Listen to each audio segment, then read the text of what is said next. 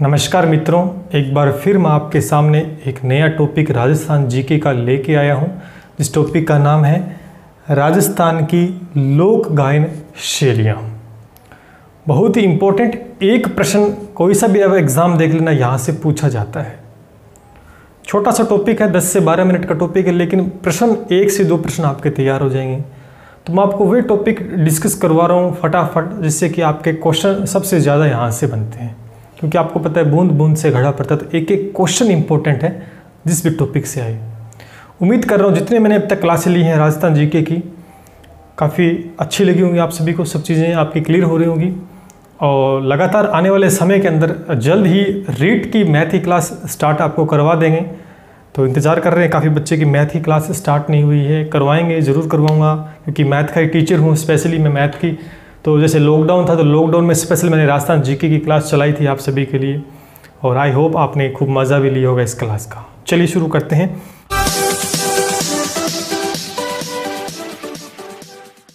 और वीडियो को लाइक कर देना और चैनल को सब्सक्राइब कर लेना अगर नहीं किया है तो चलिए शुरू करते हैं।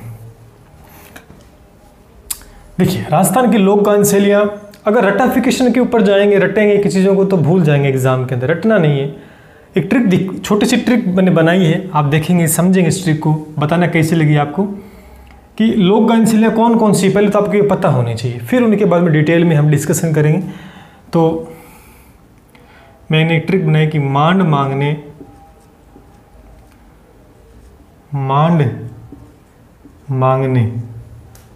लोग हवेली जाते हैं,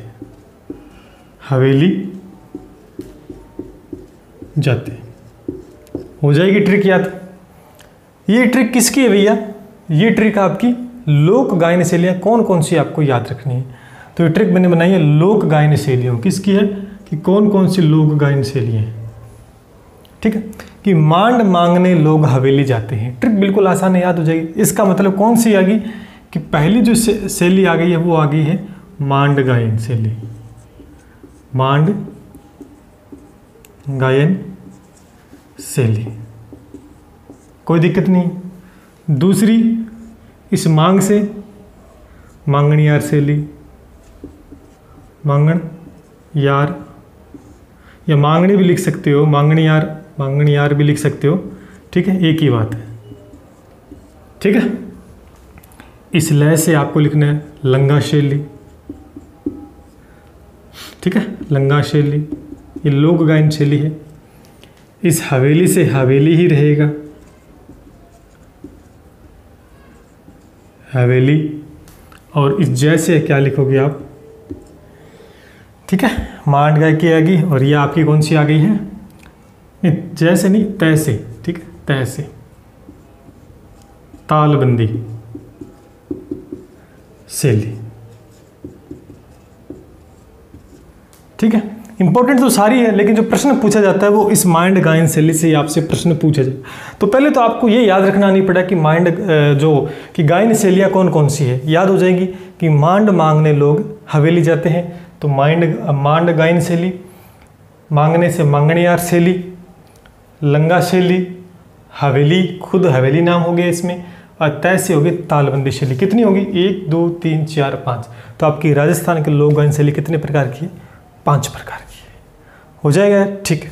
अब 1 बाय 1 पढ़ेंगे। सबसे पहले हम पढ़ेंगे मांड गायन शैली को, कि इसमें कौन कौन से कलाकार थे, क्या क्या बात आपको ध्यान में रखनी है, फिर इनके एक के बारे में पढ़ते जाएंगे। ठीक है, याद हो जाएगी। अब देखो, ये मिटा देते हैं, मेरे हिसाब से मैं मिटा देता हूँ क्योंकि थोड़ा सा लिखना पड़ेगा। चलिए नोट कर लीजिए इसको आप। चलिए दोस्तों, अब 1 बाय 1 पढ़ते हैं। पहले कौन सी आती है? मांड गायन शैली। इसमें कौन कौन से कलाकार हैं, तो फिर याद करने की वही झंझट तो याद रखना नहीं है, मैंने एक ट्रिक बना रखी है, तो इससे आपको आसानी से चीज़ें याद हो जाएंगी, आसानी से हो जाएंगी। तो याद रखेंगे कि गौरी बाई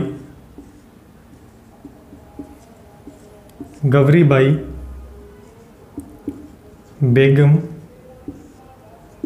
जमीला के पास जाती है, जमीला के पास जाती है।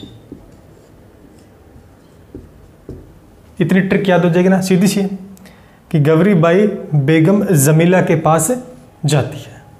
अब कौन कौन से कलाकार हैं, तो पहले आपको ध्यान में रखना है स्वर्गीय गवरी देवी, हो गया। इस बाई से देखो, इस गवरी से और इस गवरी बाई से दो नाम बनेंगे, ध्यान करना। एक बाई से क्या होगा, स्वर्गीय अलाई जलाई बाई, ठीक है। अब इस गवरी से ना एक नाम और याद रखना आपको, क्या रखना है, एक गवरी बाई, इसमें यहाँ बता देता हूँ, इससे एक नाम आपको और याद रखना है, मैं यहाँ पे इसका एरो बना देता हूँ, ये गवरी बाई हो गया, ठीक है, कलाकार है। अच्छा, इस बाई से एक और याद रखना आपको, क्या रखना है, मांगी बाई,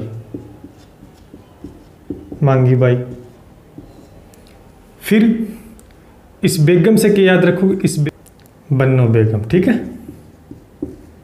बन्नो बेगम। और इस जमीला से आप लिखोगे जमीला बानो, जमीला बानो। देखो कितने आसान ट्रिक है कि गवरी बाई बेगम जमीला के पास जाती है, तो गवरी से स्वर्गीय गवरी देवी और एक गवरी और लिख देना, गवरी बाई, ठीक है। गवरी बाई नहीं, गवरी देवी करना है इसमें, ठीक है, गवरी देवी, ठीक है। अच्छा, इस बाई से स्वर्गीय अलाई जलाई बाई हो गया, और इस बाई से मांगी बाई आपको याद रखना है, ठीक है, याद आ जाए। बेगम से बेन्नो बेगम, जमीला से जमीला बा। अब देखो ये जो इसके बारे में अगर पढ़ें, ये कहाँ की थी, ये बीकानेर की थी, बीकानेर की थी। और जो मांडगाई शैली थी, इसका जो विकास हुआ था, जो विकसित हुई थी, ये भी याद रखना, जैसलमेर के आसपास इसका विकास माना जाता है, जैसलमेर के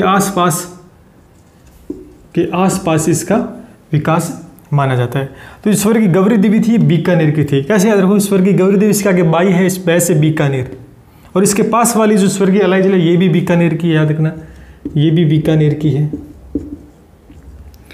ये गवरी, एक गवरी बीकानेर की, तो दूसरी गवरी पाली की हो जाएगी, याद कर लेना, ऐसे कर लेना, पाली की। दोनों डिफरेंस क्या बताऊंगा अभी, देखो।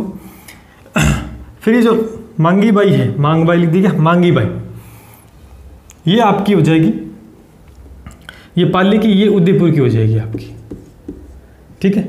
बन्नो बेगम कहाँ की हो जाएगी आपकी, जयपुर की, जयपुर की है, और ये आपकी जोधपुर की हो जाएगी, ठीक है। अब देखें इसमें कहानी क्या होती है, कैसे आपको याद रखना है। पहले तो आपको ये मांड गायन शैली के कलाकार कौन कौन से हैं, इनमें से कौन सा नहीं है, यह प्रश्न आपसे पूछा जा सकता है। तो आपको ध्यान में रखना है कि ये जो नाम आपको ध्यान रखना है, ये मांड गायन शैली के कलाकार थे, ठीक है, याद रह जाएगा मेरे हिसाब से।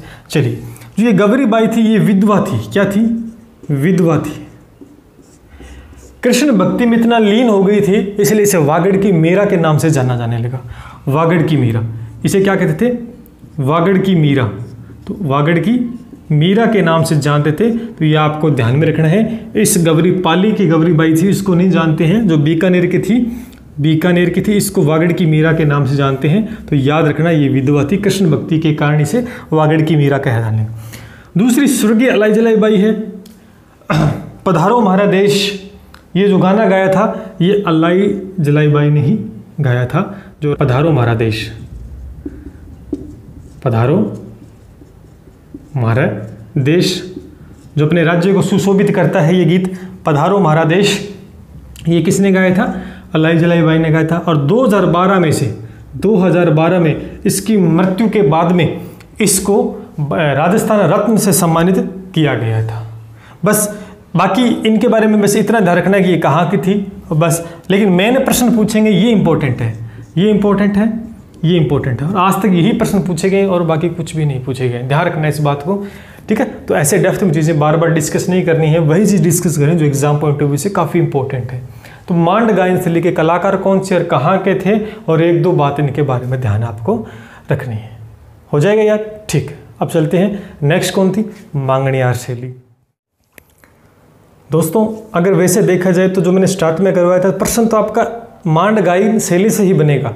99%, 99% आपका वहीं से बनेगा। लेकिन हमें आगे पढ़ना चाहिए, तो मांगणियार शैली के बारे में पढ़ते हैं। इसका जो विकास माना जाता है, जैसलमेर और बाड़मेर के आसपास के क्षेत्र में इसका, जैसलमेर और बाड़मेर के आसपास क्षेत्र में इसका विकास माना जाता है। ये सिंध प्रांत से आए हुए, सिंध प्रांत से आए हुए क्या थे? मुस्लिम थे। क्या थे? मुस्लिम थे। याद रखेंगे इस बात को सारे बच्चे, क्या थे? मुस्लिम थे। ठीक है। ये अपने जो गायन शैली के अंदर 6 राग और 36 रागनियां गाया करते थे। तो आपसे प्रश्न पूछा जा सकता है कि 6 राग और 36 रागनियां कौन गाते थे? मांगणियार शैली के गायन गाते थे। इनके जो मुख्य कलाकार थे, मुख्य जो कलाकार थे वो सदीक खां व शाकर खां थे। कौन थे? सदीक खां व शाकर खां। इतनी बात आपको ध्यान रखनी है इस मांगणियार शैली से। इंपॉर्टेंट प्रश्न बन सकता है ये आपका कि 6 राग और 36 राग ने कौन गाते थे? मांगणियार शैली। सिंध प्रांत से मुस्लिम देने का विकास और कलाकार के बारे में डेप्थ में पूछा जा सकता है, लेकिन नहीं पूछा जाएगा आपसे। चलिए आगे बढ़ते हैं दोस्तों। अब हम देखते हैं लंगा गायन शैली। इसका अगर विकास माना जाता है, यानी जो विकसित हुई थी, ये भी तो जैसलमेर व बाड़मेर के आसपास के क्षेत्र में ही इसका विकास माना जाता है, और जैसलमेर बाड़मेर में ही मांगणियार शैली का माना जाता है। बाड़मेर में एक गांव है बड़बड़ा। ध्यान रखना, इसे लंगों का गांव कहते हैं। क्या बोलते हैं? लंगों का गांव कहते हैं। काफ़ी इंपॉर्टेंट प्रश्न बन सकता है, ध्यान रखेंगे सारे बच्चे इस बात को कि लंगों का गांव कहाँ पर है? बाड़मेर में। कौन सा? बड़बड़ा। पहली बात हुई। दूसरी, हो गया विकास इनका। ये राजपूतों के वंशों की, राजपूत थे, उनके वंशों का राजपूतों के वंशों का बखान करते थे। वंशों का बखान करते थे। बताते थे कि भाई पूर्वज ऐसे थे, ये थे, वो थे ना, बखान किया करते। राजपूतों के वंशावली का बखान ये कौन करते थे? ये लंगा गायन शैली वाले करते थे। मुख्य कलाकार पूछे तो आपको अलादीन लंगा और करीम खान लंगा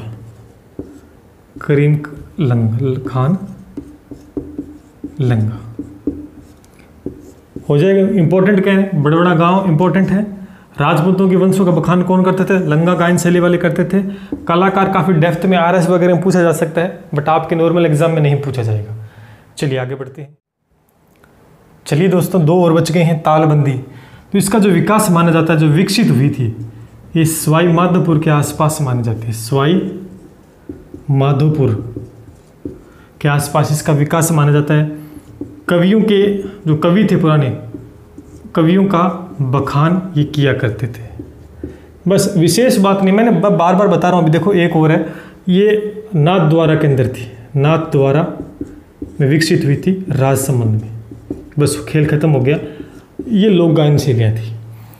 अब इम्पोर्टेंट क्या मैंने बताया था शुरू में, आपको इम्पोर्टेंट ध्यान रखना है कि कौन को। पहली बात तो ये ध्यान रखनी है आपको, इम्पोर्टेंट बता रहा हूँ मैं, जो एग्जाम में पूछी जाएगी इनसे, कि गायन शैलियाँ कितनी हैं?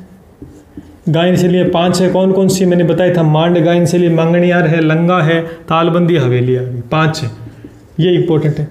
दूसरी बात आपको जो मांड गायन शैली है, ये इंपॉर्टेंट है। यहीं से प्रश्न आपसे पूछा जाएगा। कलाकार पूछा जा सकता है, उसका गांव पूछा जाए। 3 नंबर पे इंपॉर्टेंट है तो वो मांगणियार है। बाकी छोटी मोटी चीज़ें जैसे लंगों का गांव है वो याद कर सकते हैं, ये कोई विशेष बात नहीं, इनसे तो प्रश्न नहीं पूछा जाएगा। अच्छा, ये हवेली वाला एक हो सकता है, तो नाथ द्वारा के अंदर विकसित हुई, इतनी बात है। तो छोटा सा टॉपिक था, ज़्यादा लंबा अपने वो नहीं करना इस टॉपिक को है। तो उम्मीद करता हूँ कैसा लगा, आई होप आपको समझ में आया होगा। राजस्थान की लोक गायन शैलियाँ मैंने अच्छे से आपको एक्सप्लेन कर दी थी।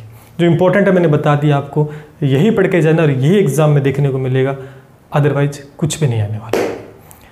तो नेक्स्ट क्लास में एक नया टॉपिक आपके साथ ले डिस्कस करूंगा। तब तक के लिए धन्यवाद, और वीडियो को लाइक कर दीजिए, शेयर कीजिएगा, और सब्सक्राइब नहीं किया तो सब्सक्राइब कर लीजिए।